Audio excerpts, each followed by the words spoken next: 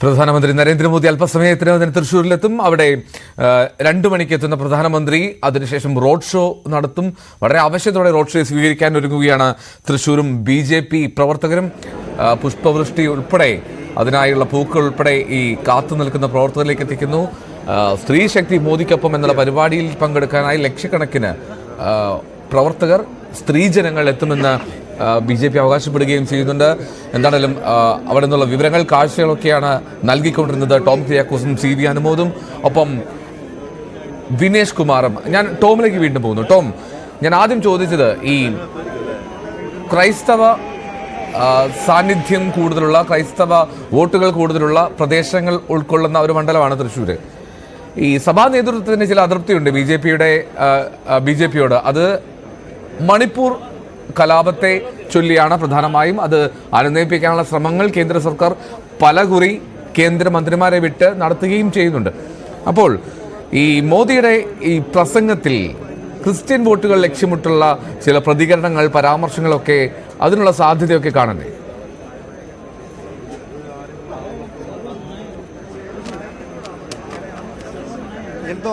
ഇന്ന് പ്രധാനമന്ത്രി നരേന്ദ്രമോദി ഈ ക്രൈസ്തവ സഭയുമായി ബന്ധപ്പെട്ട വിഷയങ്ങളിലോ അതോടൊപ്പം മണിപ്പൂരുമായി ബന്ധപ്പെട്ട വിഷയത്തിലോ യാതൊരു പ്രതികരണവും നടത്താൻ സാധ്യതയില്ല.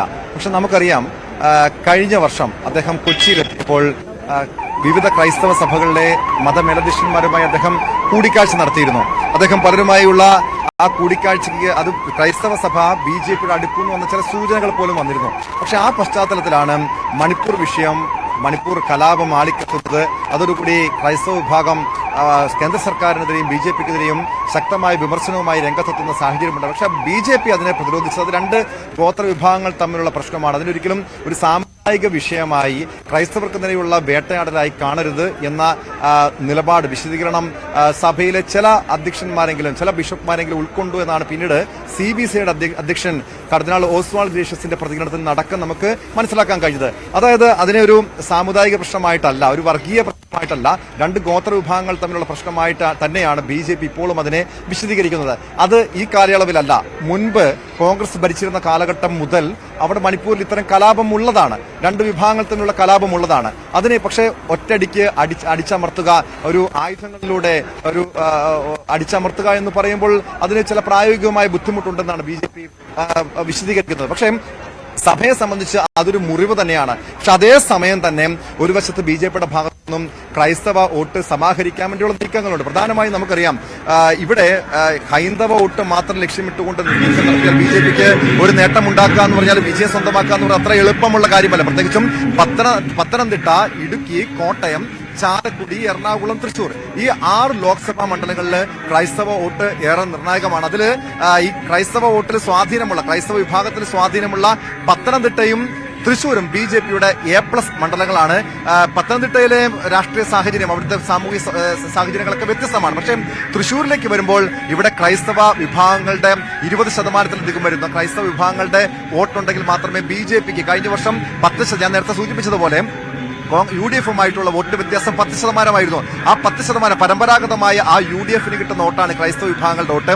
അതിനൊരു വിള്ളൽ ഉണ്ടാക്കാൻ കഴിഞ്ഞാൽ സ്വാഭാവികമായ BJPക്ക് നേട്ടമാണ്. നമുക്കറിയാം, 2004 ലോക്സഭാ തെരഞ്ഞെടുപ്പ്, അന്ന് മൂവാറ്റുപുഴ ലോക്സഭാ മണ്ഡലമുണ്ട്. മൂവാറ്റുപുഴ IFDPക്ക് സ്ഥാനാർത്ഥിയായിട്ടാണ് അന്ന് PC തോമസ് മത്സരിക്കുന്നത്. NDAയുടെ സ്ഥാനാർത്ഥിയായിരുന്നു. അതായത് ആദ്യമായി BJP കേരളത്തില് ലോക്സഭയിൽ അക്കൗണ്ട് തുറക്കുന്നത് 2004-ലാണ്. BJPയിലെ ക്ഷമിക്കണം, NDA.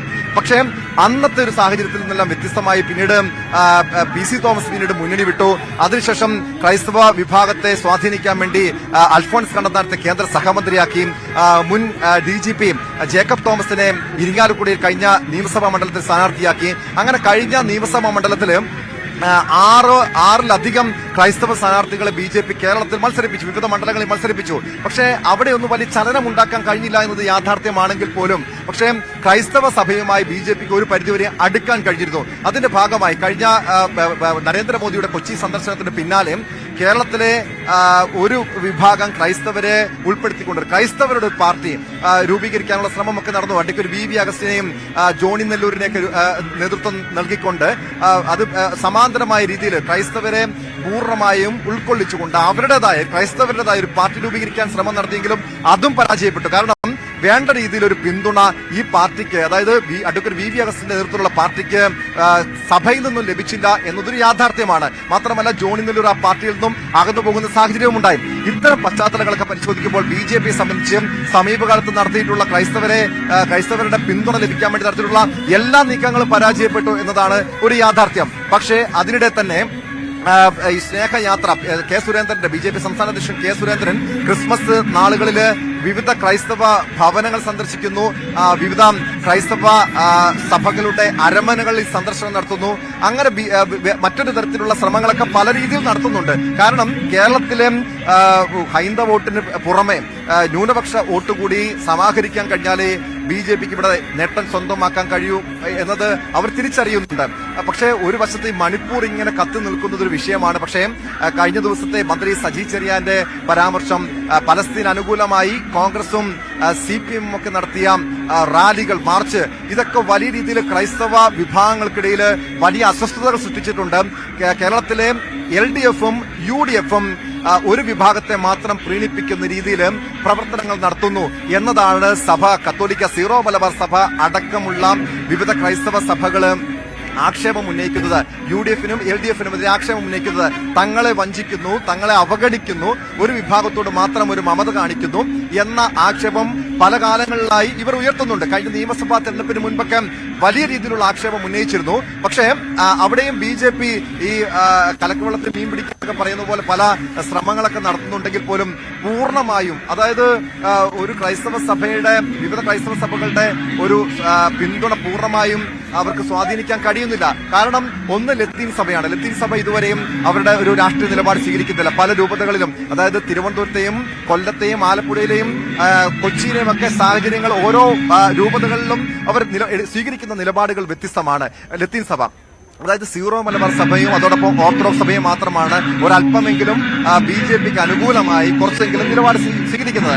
യാക്കോബായ സഭ അവരുടെ ഈ പള്ളിത്തർക്കമൊക്കെ നിൽക്കുന്നത് കൊണ്ട് സംസ്ഥാന സർക്കാരിനെയും ഇടതുപക്ഷത്തെയും പിണക്കാൻ അവർ തയ്യാറാകുന്നില്ല. അതുകൊണ്ട് കൃത്യമായ രാഷ്ട്രീയ നിലപാട് വിശദീകരിക്കുന്നത്. പക്ഷേ കഴിഞ്ഞ ദിവസങ്ങളിലൊക്കെ സീറോ മലബാർ സഭയുടെ പല അധ്യക്ഷന്മാരുടെ, പല രൂപത അധ്യക്ഷന്മാരുടെയും വാക്കുകളിൽ നിന്ന് മനസ്സിലാക്കാൻ കഴിയുന്നത്, തലശ്ശേരി ബിഷപ്പ് സീറോ മലബാർ സഭയുടെ സിനഡ് സെക്രട്ടറിയാണ് മാർ ജോസഫ് പാമ്പളാനി. അദ്ദേഹം പറഞ്ഞത് റബ്ബറിന്റെ വില 300 ആക്കി കഴിഞ്ഞാൽ ഞങ്ങൾ BJPക്ക് വോട്ട് ചെയ്യുമെന്ന് പരസ്യമായി പ്രഖ്യാപനം നടത്തുന്നു.